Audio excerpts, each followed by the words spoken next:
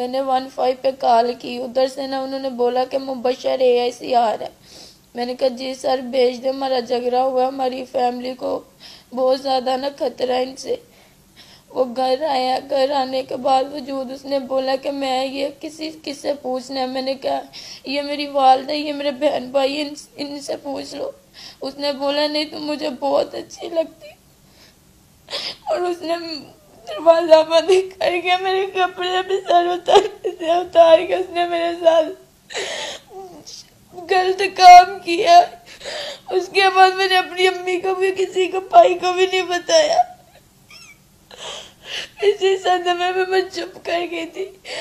اس کے بعد میں تھانے میں جاتی رہی ہوں، میں نے SHO کو جا کے بتایا، انہوں نے ہماری بات نہیں سنی۔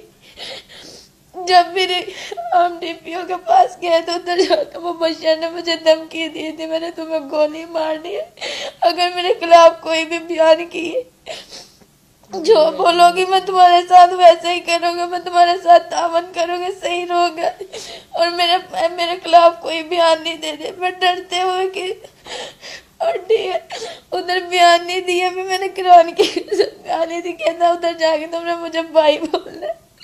میں رو رہی تھی کہ میں کیسے کس منہ سے بھائی تجھے بولوں، اور تو نے میرے ساتھ غلط کام کیا اور میرے ساتھ زیادتی بھی کی ہے، اور جاتے ہوئے میرے جسم پہ نشان پہ ڈالے تھے، میں وہ بھی نہیں تھی دکھا پائی، نہ اپنے بھائی کو نہ اپنے ابو کو، کسی کو نہیں تھی بتا پائی۔